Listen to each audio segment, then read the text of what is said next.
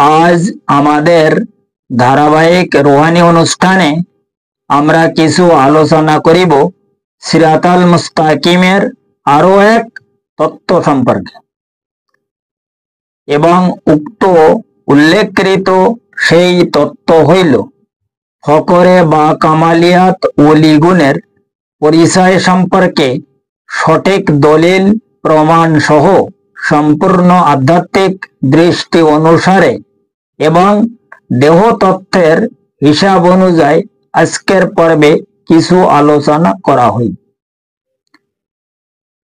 কারণ উক্ত উল্লেখকৃত সেই মহাকঠিন রুহানি বিষয়কে যদি সঠিকভাবে উপলব্ধি করা যায় তবে বর্তমান জামানার প্রতি প্রত্যেক মানব গোষ্ঠী উপলব্ধি করিতে সক্ষম হইবে উক্ত ফকরে বা কামালিয়াত ওলি গুণের সঠিক পরিচয় সহ সিরাতাল মুস্তাকিমের হাকিকত সম্পর্কে প্রত্যেক ব্যক্তি আরো বহু এলেম অর্জন করার জন্য সঠিক রুহানি হিসাব অনুযায়ী এবং বাতিনি তালিম অনুসারে অবশ্যই সক্ষম হইতে পারিবে ইনশাআল্লাহ তাআলা। কাজে এখন উপলব্ধি করার বিষয় হইল উক্ত ফকরে বা কামালিয়াত ওলি গুণের পরিচয় সম্পর্কে সেই মহান আল্লাহ পাক এবং তাহার নবী পাক সালাতুস সালামের পবিত্র ধর্মীয় সংবিধানে তাহাদের কোনো সঠিক দলিল আছে কি তাহাই আগে ক্লিয়ার ভাবে জানিতে হইবে এবং পরে উক্ত বিষয় প্রমাণ সম্পর্কেও কিছু রুহানি আলোচনা অবশ্যই করা হইবে। কারণ উক্ত মহাকঠিন হাকিকত সম্পর্কে সেই মহান আল্লাহ পাক সিরাতাল মুস্তাকিমের সঠিক প্রমাণ সহ তাহার রুহানি হিসাব অনুযায়ী এবং পবিত্র ধর্মের বাতিনি রাস্তাকে তিনি খোদ ইশারা করিয়া প্রতি প্রত্যেক মানব গোষ্ঠীর দেহতত্ত্বের হিসাব অনুসারে অর্থাৎ এলমে তাসাওয়ুফ মতে তাহার সেই মহা অসীম লাদুনী শক্তি হাসিল করার উক্ত মহা কঠিন অনুসন্ধানকে তিনি খোদ ইরশাদ ফরমায়া ওয়া হুদাও ওয়া রাহমাতুল লিল মুমিনিন অর্থাৎ সূরা ইউনূসের 57 নম্বর আয়াতে সেই মহান বারে ইলাহি ইরশাদ ফরমায়া মুমিন বান্দাগণের হেদায়েত লাভ করার জন্য আমি রহমত প্রদান ফরমাই। অর্থাৎ তাহার প্রদানকৃত উক্ত রহমত হইল তাহার ওয়াসিম নজরে রহমত যাহাকে বেলায়েত বলে, যাহার কারণে সেই মহান নবী পাক সালাতুস সালাম তাহার সেই মহা পবিত্র জবান মুবারকে তিনি এক হাদিসে ইরশাদ ফরমায়া তিনি প্রত্যেক মানব গোষ্ঠীগণকে এক হাদিসে ইরশাদে ইগরামিন ফরমায়া ইত্তাকু ফারাসাইতুল মুমিন ফাইন্নাহু ইয়ানজুর বিনুরিল্লাহ। অর্থাৎ তিনি ফরমায়া মুমিন বান্দাগণের নজরে কিমিয়া ফায়েজ হইতে তোমরা খুব সাবধান থাকি, কারণ তাহারা সেই মহান আল্লাহ পাকের জাতি নূরের সাহায্য দৃষ্টি নিক্ষেপ করেন, যার কারণে তাহাদের নজরে কিমিয়া ফায়েজ হইতে তোমরা সব সময় সাবধান থাকিবা। এই হইল উক্ত ফকরে বা কামালিয়াত ওলি গুণের সঠিক পরিচয় সম্পর্কে এবং তাহাদের চেনা এবং জানার উপায় সম্পর্কে সঠিক দলিল। ইয়া ছাড়া তাহাদের বিষয় এই ফকরে বা কামালিয়াত ওলি যাহারা তাহাদের বিষয়ে কোরআন এবং হাদিসে হাজার হাজার দলিল রয়েছে। কাজে এখন উপলব্ধি করার বিষয় হইল উক্ত বিষয় প্রমাণ কি, অর্থাৎ ফকরে বা কামালিয়াত ওলি গুণের প্রমাণ সম্পর্কে বা ওই তাহাদের যে স্তর এই ফকরে বা কামালিয়াত ওলি হইবার যে স্তর, তাহার সঠিক প্রমাণ সম্পর্কে কিছু রুহানি আলোচনা পরিষ্কারভাবে করিতে হইবে। তবে উক্ত বিষয়কে দুনিয়ার প্রত্যেক মানব গোষ্ঠী সঠিকভাবে উপলব্ধি করিতে অবশ্যই সক্ষম হইতে পারিবে। কারণ কোন সাধক যে সময় ফানাফিল্লার সমস্ত মোকাম হাসিল করিয়া আলমে আহাদিয়াত মোকামে উপস্থিত হয়, সেই দিন থেকে উক্ত সাধক বান্দাকে প্রতিদিন সেই মহান আল্লাহ পাক 360 তাজাল্লি নিক্ষেপ করে। যে তাজাল্লিকে নজরে রহমত বলা হয়। আর যে তাজাল্লি সম্পর্কে তিনি সূরা ইউনূসের 57 নম্বর আয়াতে ইরশাদ ফরমায়া, ওয়া হুদাও ওয়া রাহমাতুল লিল মুমিনিন, আমি মুমিন বান্দাগণের হেদায়েত লাভ করার জন্য আমার রহমত প্রদান ফরমাই। এই যে রহমত, এই রহমত প্রাপ্ত যাহারা ওলি, তাহারাই কেবল ফকরে বা করমওয়ালা ওলি হিসাবে গণ্য হইয়াছে। ফকরে বা কামালিয়াত ওলি কাহাদের বলে আর ফকরে বা করম কাহাদের বলে, এ ব্যাপারে তো গত পর্বে আলাপ আলোচনা করা হইয়াছে। ফকরে বা কামালিয়াত ওলি হইল দিদারে ইলাহি প্রাপ্ত ওলি। কারণ কোন ব্যক্তি যে সময়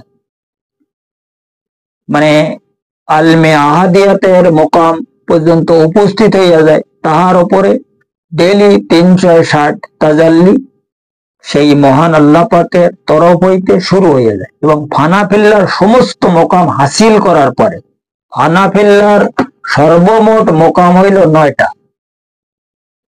ফানায় আরজি সর্বপ্রথম মোকাম, এরপরে ফানায় আরজির মোকাম থেকে শুরু করিয়া ফানাফি শেখের আরো 3 মোকাম আছে, ফানাফি শেখ আকমল এবং ফানাফি শেখ মোকাম্মেল।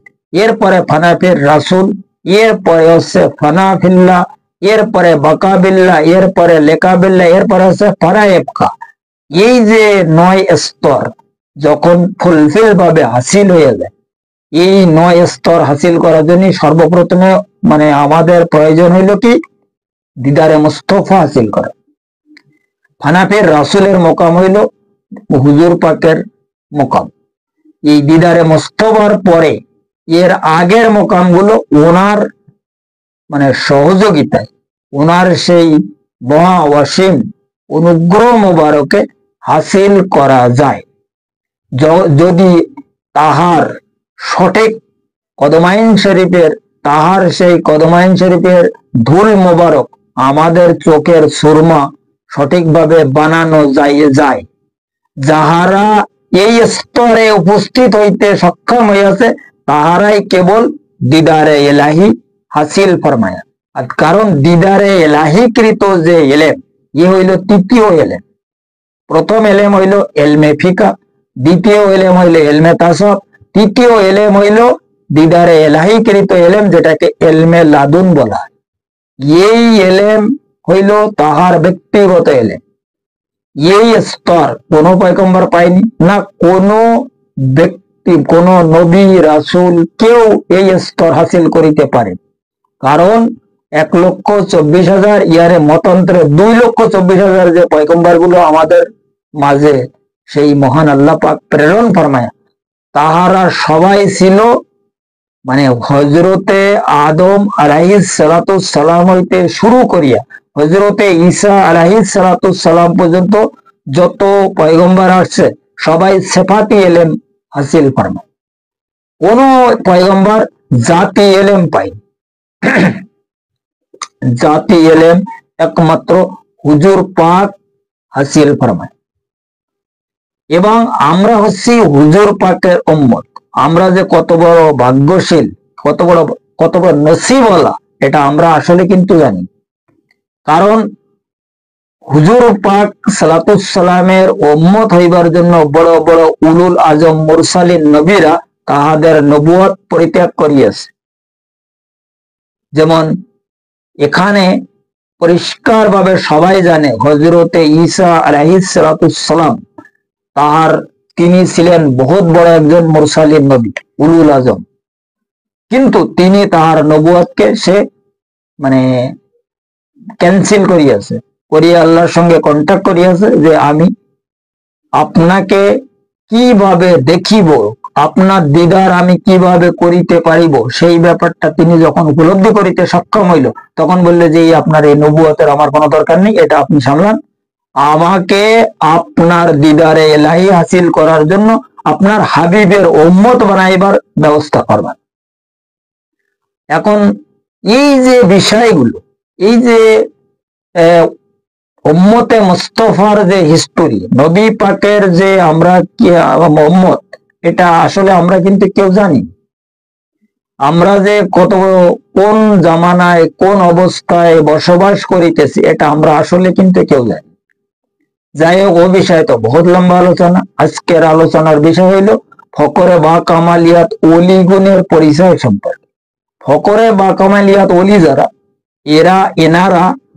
এনাদের ইচ্ছা মতন মুরিদ মাত্তা করে না। এনারা যখন আল্লাহ পাকের তরফ থেকে তাহাদের উপরে অর্ডার হয়, তখন সেই ব্যক্তিকে মুরিদ করে। আর এনাদের মধ্যে কিছু মুর্শিদ কিছু ব্যক্তি আছে, কিছু বান্দা আছে যারা অরিজিনাল জিকিরে কলব হাসিলকারী বা জিকিরে কলব প্রদানকারী। কিছু আছে জিকিরে কলব হাসিলকারী, কিছু আছে জিকিরে কলব প্রদানকারী। এখন যাহারা জিকিরে কলব প্রদানকারী, তাহারা জিকিরে কলব কিভাবে মানব গোষ্ঠীকে প্রদান ফরমায়, সেটাও তাদের ব্যক্তিগত বিষয়। এখন জিকিরে কলব প্রদান তো ফরমাইবার পরে যখন আল্লাহ পাক তাহাদেরকে মঞ্জুর করে, তখন যাইয়ে তিনি তাহাদের মুর্শিদ হিসাবে গণ্য। নচেত এই ব্যক্তিরা, এরা কেবল মানুষের জিকিরে কলব হাসিল করার রাস্তা দেখায়, জিকিরে কলব প্রদান করে, যে কতদূর পর্যন্ত সেই তাহারা ওই জিকিরে কলবের বিষয়টা অবগত করিতে সক্ষম হইতেছে। কারণ কি, এখানে বহুত লম্বা কথা। এই জিকিরে কলবের যে বিষয়টা, এটা কোনো ছোট মোটো বিষয় না। জিকিরে কলব হাসিল করার জন্য বহু কিছু প্রয়োজন আছে। হালাল রুজি থেকে শুরু করিয়া তাজকিয়া নফস যেটা বলা হয়, তাসফিয়া কলব, হকুল একিন, কাশফি ইমান, তাজাল্লি রুহু যতক্ষণ না হবে, ততক্ষণ পর্যন্ত কোনো ব্যক্তি জিকিরে কলব হাসিল করিতে সক্ষম নয়।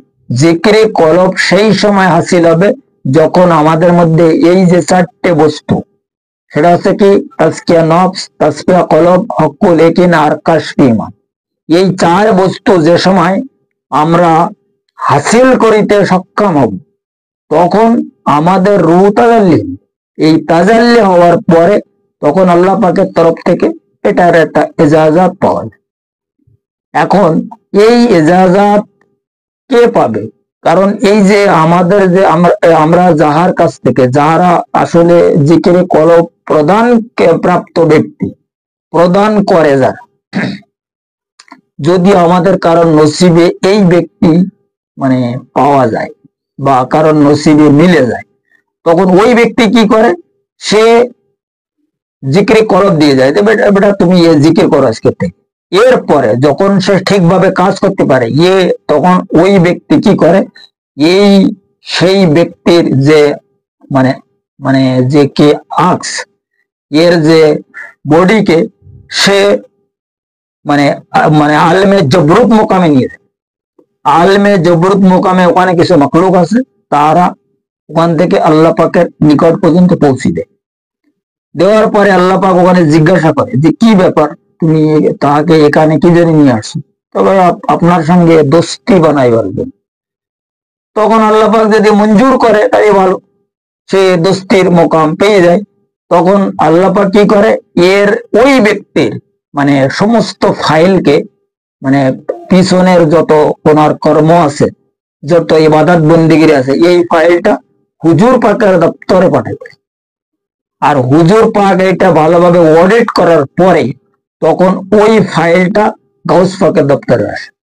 আর গাউস পাক তখন ওনার মুর্শিদকে ইজাজত দিয়ে যায় যে তুমি তার জিকিরে কলবকে চালু করো। কারণ অরিজিনাল জিকিরে এই আলমে নাসুতের মধ্যে এই ইসমে আজমের যেটা পুঞ্জি, অর্থাৎ ইসমে আজমের যে কি কয় এটারে, যে খাজানা, এটা হচ্ছে হুজুর সৈয়দনা গাউস পাক রহমাতুল্লাহ আলাইহির কাছে।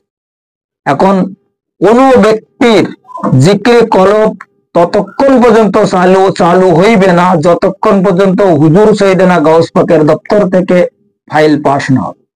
চালু তো তার মুর্শিদ করবে, কিন্তু ফাইল ওখান থেকে পাস হবে সর্বপ্রথম আল্লাহ থেকে, এরপরে হুজুর পাক থেকে, এরপরে হুজুর সৈয়দনা গাউস পাক থেকে। যখন এই ফাইল পাস হয়ে যাবে, এরপরে তার মুর্শিদ এই কাজটা মানে জিকির কলব চালু করে দেবে এবং তার তালিম টিচিং আগে পিছে সবকিছু সে দেবে। কারণ কি, সে আল্লাহ পাকের দপ্তরে ওখানে মানে বনসাই করিয়া আইছে, মানে আল্লাহ পাক তার কাছে অনেক কিছু জিজ্ঞাসা করে যে এই ব্যক্তির সঙ্গে আমি দোস্তি করব, তাই এ দোস্তি করার জন্য এর পরীক্ষা নিরীক্ষা করা, এর কমপ্লিট বানাইবার, এর পাক্কা কামেল ইমানদার বানাইবার জন্য আমি তার প্রতি অনেক পরীক্ষা করব। সে এই পরীক্ষায় টেকবে কি না টেকবে এইগুলো দেখাশোনা কেটা করবে, এর এর হেফাজত কেটা করবে। তখন উনি ওই মুর্শিদ বলে ঠিক আছে, এটা দায়িত্ব আমার, আপনি এটা আমার বসে। সেই সময় ওই ব্যক্তিকে, ওই মুর্শিদকে ওখানে বনসই করায় যে ইয়ে যদি কোনো রকমের অসুবিধা করে সমস্ত কিছু তোমাকে কৈফিয়ত দিতে হবে। এই জন্যই কোন মুর্শিদ যাকে জিকিরে কলব চালু করে তার আগে পিছে অনেকগুলো মক্কেল লাগায়, সেজন্য এই রাস্তা থেকে কোন রকমে বাইরে না যেতে পারে। কারণ এই রাস্তা অত সহজ রাস্তা না। আল্লাহ পাক যাহাকে মতলব দোস্ত বানায় তার প্রথমে শহীদ করে দেয়, তার একদম কতল করে দেয়। এরপরে উনি খোদ তার মধ্যে ধীরে ধীরে 360 তাজাল্লির মাধ্যমে, এই যে তাজাল্লির কথা যারা ফকরে বা করমালা ওলি, এদের মধ্যে যে তাজাল্লি, এই তাজাল্লিটা কি, এই তাজাল্লি দেওয়ার একমাত্র কারণ হচ্ছে তাহাকে যেন সেই ব্যক্তি, সেই বান্দা যিনি যে মুমিন বান্দা ওই পর্যন্ত উপস্থিত হয়ে আছে, সেজন্য তাহাকে ধারণ করিতে পারে। এইবার ধীরে ধীরে ধীরে ধীরে বিভিন্ন পরীক্ষা নিরীক্ষা, কষ্ট, রিয়াজাত, বন্দিগিরি, মুরাকাবা, মুশাহেদা এইগুলো করার মাধ্যমে তাহাকে এইভাবে কনক্রিট করে। করার পরে যখন তিনি তাহার মধ্যে একদম প্রবেশ হয়ে যায়, সেই সময় ওই ব্যক্তি একজন ফকরে বা কামালিয়াতওয়ালা ওলি হিসাবে গণ্য হয়। যে কারণে তিনি হাদিস কুদসির মাধ্যমে ফরমায়া যে আমি যাহাকে ভালোবাসি আমি ওই বান্দাগুনের হাত পা চোখ কান নাক মুখ সবকিছু আমি হয়ে যায় তাদের অঙ্গ প্রত্যঙ্গ। এইটা হচ্ছে একমাত্র ফকরে বা করমালা ওলিদের হিস্ট্রি। এখন এ ব্যাপারে হাদিস শরীফে উনি হাদিস কুদসির মাধ্যমে পরিষ্কার ভাবে ফরমায়া দিয়েছে যে কিভাবে কি হয় না। এটা কিভাবে হয় এটা জানার বোঝার আসলে মানুষের দরকার আছে।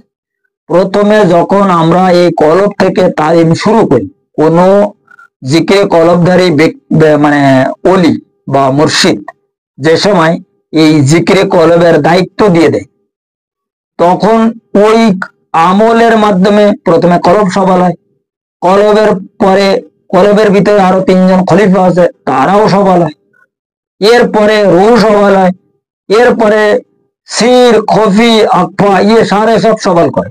আর ওই সাথে সাথে নফসের আম্মারা থেকে লাবামা থেকে মুলহিমা এবং মুলিমা থেকে মুতমাইনা বানায়। এই সব কমপ্লিট হওয়ার পরে তখন এই আমাদের মাথার মধ্যে যে আনা রুহ আছে ইয়ে বাইর করে, এই রুহটা নিয়ে আলমে আহাদিয়াত মোকামে উপস্থিত করে। কোথায়? সর্বপ্রথমে দরবারে রিসালাতে উপস্থিত হয়, যেটা হচ্ছে মাকামে মাহমুদ বলা হয়।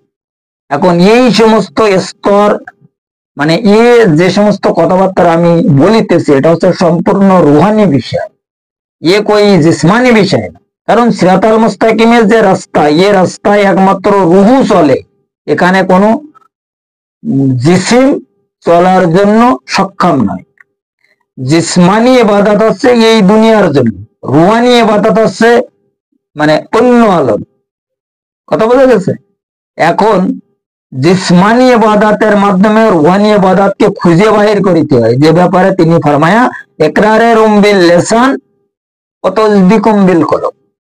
এই লিসান মানে জবান, এই জবানকৃত ইবাদতের মাধ্যমে যখন আমরা কলবি রাস্তা খুঁজে বাহির করতে পারবো, তখনই সিরাতাল মুস্তাকিমের রাস্তা পাবো। আর সিরাতাল মুস্তাকিমের রাস্তায় সামিল হওয়ার পরে তখন ফানা ফিল্লার মোকাম শুরু। আর এই ফানা ফিল্লার মোকাম সারে যখন কমপ্লিট হয়ে যায়, তখন ওই ব্যক্তি এই ফকরে বা করমওয়ালা ওলি হওয়ার জন্য গণ্য হয়। যেদিন থেকে ওর ওই ব্যক্তির প্রতি 360 তাজাল্লি শুরু হবে, সেই দিন থেকে ও একজন মানে মোকাম্মেল মুমিন বান্দা হিসাবে গণ্য হয়ে যাবে। এরপরে যখন ব্যক্তি ওলি হয়ে যায়, ওই ব্যক্তির মুমিন থাকে, তখন ও মুমিনদের উপরের স্তরে পৌঁছে যায়। এবং ওলি হবার পরে আরো বহু স্তর আছে, কারণ এখানে আমি এর আগে অনেক ভিডিওতে বলেছি বেলায়েতের 100টা ক্লাস। এখন এই ক্লাস 1 থেকে শুরু হয়, আর 100 ক্লাস যখন খতম হয় তখন শেষ হবে। যেমন দেখো, এখানে কথা আসলে অনেক অনেক লম্বা কথা। জিক্রি কলবের শুরু হচ্ছে মানে তরিকতের শুরু হচ্ছে জিক্রি কলব, আর শেষ হচ্ছে দিদারে এলাহি। তা দিদারে এলাহি হওয়ার পরে যে তরিকা শেষ হয়ে যায় তা না, ওখান থেকে ইশকের মোকাম চালু হয়ে। প্রথমে দেখো, প্রথমে হচ্ছে ইবাদত, এরপরে হচ্ছে শাহাদাত, এরপরে হচ্ছে মোহব্বত। এখন মোহব্বত যখন হয় তখন ইশকের মোকামে যাওয়া যায়। কোনো ব্যক্তির সঙ্গে যদি আমরা কোনো ভালোবাসা করি, এইটা সর্বপ্রথমে তাহাকে আইডিয়ার করিতে হয়। আইডিয়ারের মাধ্যমে আমাদের দিলের মধ্যে তাদের একটা সামিল করিতে হয়। ধীরে ধীরে ওই ব্যক্তি যখন আমাদের দিলের মধ্যে ফিট হয়ে যায়, তখন তার প্রতি আমাদের মহব্বত হয়। এখন মহব্বত যখন হয়ে যায়, তখন ধীরে ধীরে তার সঙ্গে মানে কন্ট্যাক্ট করার আমরা একটা চিন্তা ভাবনা করি। সেটা মোবাইল ফোনের মাধ্যমে হোক, কি তার কাছে যাইয়ে হোক, কি যে কোনো কায়দায় তার সঙ্গে আমরা একটা প্র্যাকটিক্যাল ভাবে মিটিং করার একটা চিন্তা ভাবনা করি, যেটাকে বলা হয়েছে এখানে মুলাকাত।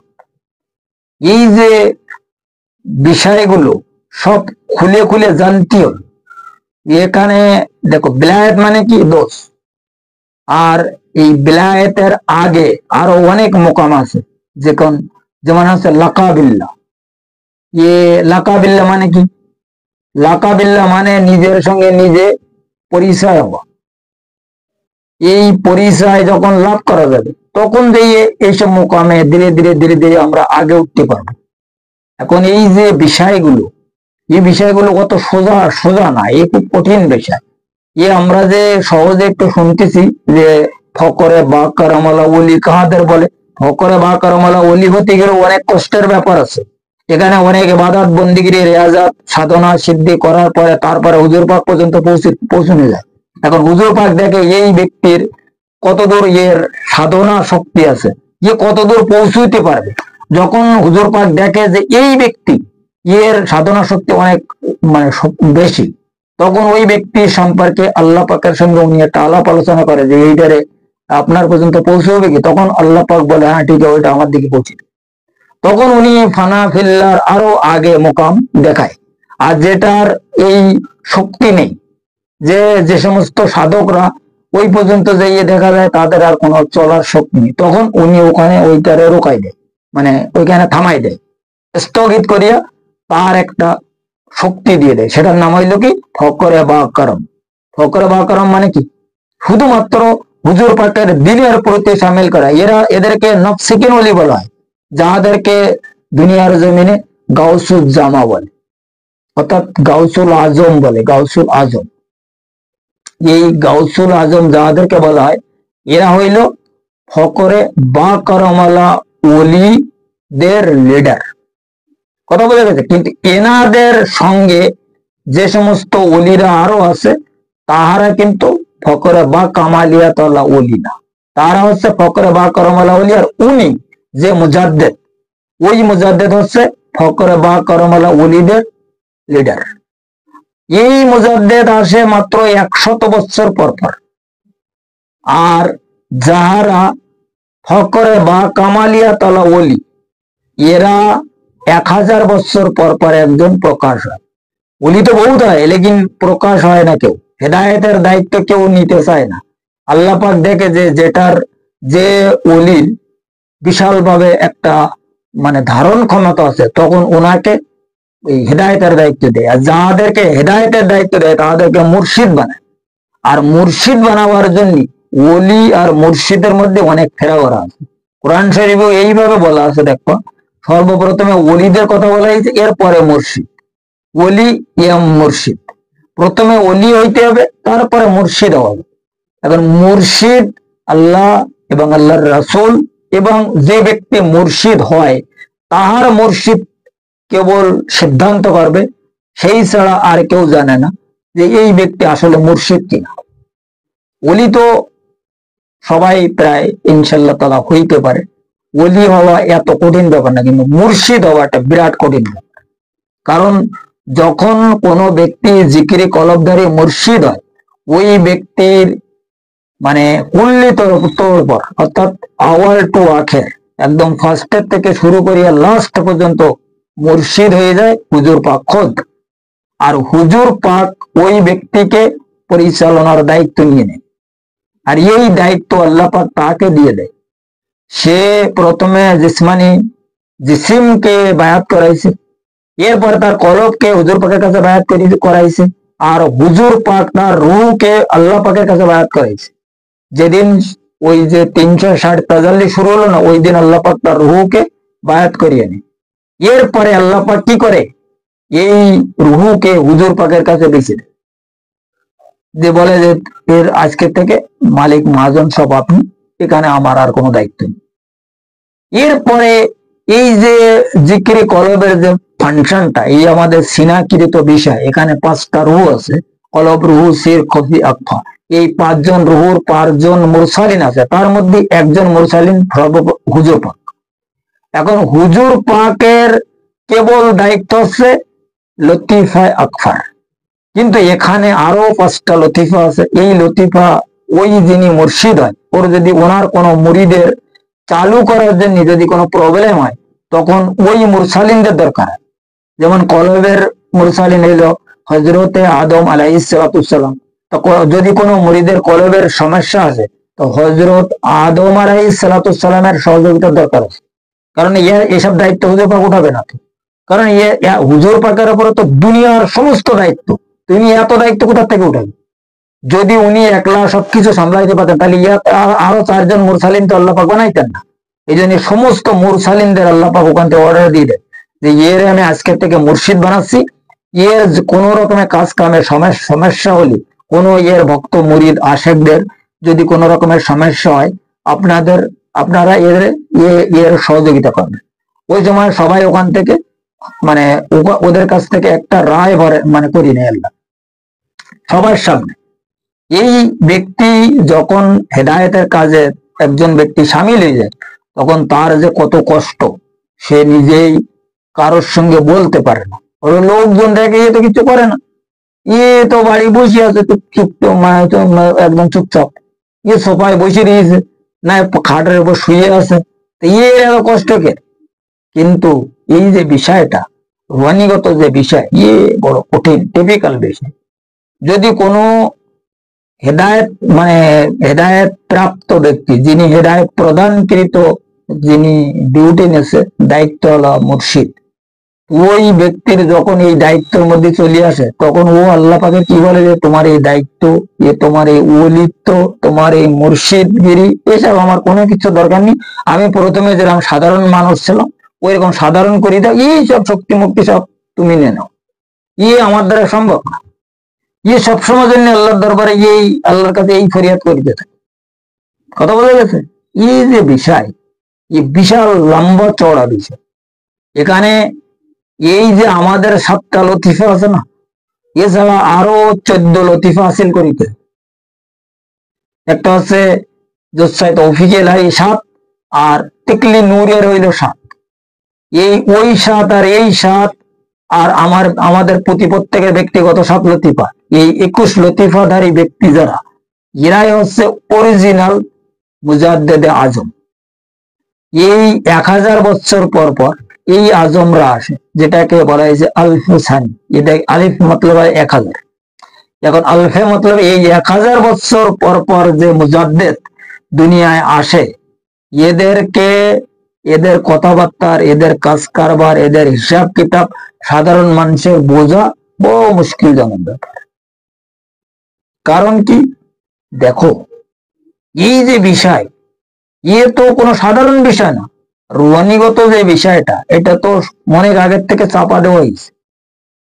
মানে তরিকাতের যে এলেম, এটাও চাপা দেওয়া হয়েছিল, কিন্তু হুজুর সৈয়দনা গাউস পাক রহমাতুল্লাহ আলাইহি যে সময় আসলো, এটাকে আবার খাড়া করে দেয়। আর ইসলামও মরে গেল, তো ইসলামের জিন্দা করেছে, তরিকতটা খাড়া করে দিয়েছে উনি খোদ। এই ব্যাপারে ওনার সবচেয়ে বড় অবদান তরিকাত জগতে এবং ইসলামের। আর দিনকে জিন্দা করার মালিক হইল হযরত ইমাম হুসাইন আলাইহিস সালাম। এইসব বিষয়ে আল্লাহ পাকের এক একজনের এক এক জায়গায় এমন এমন অবদান রয়েছে। আল্লাহ পাকের এই যে হিসাব কিতাবের মধ্যে, রুহানি রাস্তায়, রুহানি সংবিধানে, কি বড় লম্বা চওড়া বিষয়। যেসব ব্যাপারগুলো বেশি যারা বুঝতে যাবে, তারা একদম পাগলই। এই রাস্তায় কোনো মতে কাজ করা তাদের পক্ষে সম্ভব না। এখন চুপচাপ যদি কেউ মুক্তির বিষয়টা উপলব্ধি করিতে চায়, একটাই রাস্তা হচ্ছে, সেটা হচ্ছে জিকির করা। তো এছাড়া অন্য কোনো বিষয় কোনো ব্যক্তি মুক্তি লাভ করিতে পারবে, এটা অনেক সন্দেহজনক ব্যাপার। কারণ এই আমাদের কাছে যে এলেম আছে, এই যে জাহিরগত এলেম, অন্তিম সময় কোনো কাজে আসবে। কারণ অরিজিনাল এলেম আমাদের প্রত্যেকের সিনার মধ্যে রাখা আছে। আর এই এলেমকে যদি আমরা হাসিল করিতে পারি, যে ব্যাপারে কোরআন শরীফে বলা আছে যে তোমরা আসার সময়, আমার নিকট আসার সময় কলবে সেলিম সঙ্গে নিয়ে আসিও, সেই দিন তিনি কেবল জিজ্ঞাসা করবে ওয়াহুসিলা মাফিস সুদুর, তোমাদের সিনার মধ্যে আমি যে সমস্ত বস্তু রাখিয়াছিলাম, আমার যে সমস্ত আমানত ছিল, সেইগুলোর খবর কি তাই বলো। তোমার ইবাদত বন্দেগী, নামাজ, রোজা, হজ, যাকাত, কলমা, কালাম, মুরাকাবা, মুশাহিদা, তাজকিয়া নফস, তাসফিয়া কলব, হক্কুল ইয়াকিন, কাশফি ঈমান, সব উদার রাখো। তোমার ভিতরে, তোমার সিনার মধ্যে আমি যে সমস্ত রূহ রাখছিলাম, তাহারা তাজাল্লি হইছে কিনা, তাহারা সবল আছে কিনা, তাহারা জীবিত আছে কিনা, সেইটা দেখাও। এখন ওই দিন তো আমরা কি বলবো আর কি হবে, এ ব্যাপারে আমরা কেউ চিন্তা ভাবনা করি। আমরা তো সবাই ইবাদত বন্দেগী করিতেছি জান্নাতের আশায় আর জাহান্নামের ভয়। আল্লাহ পাকের যে সংবিধান, রুহানিগত যে ফাংশন, রুহানিগত যে হিসাব কিতাব, এইগুলো আমরা বোঝার কোনো চিন্তা ভাবনা কেউ করি না।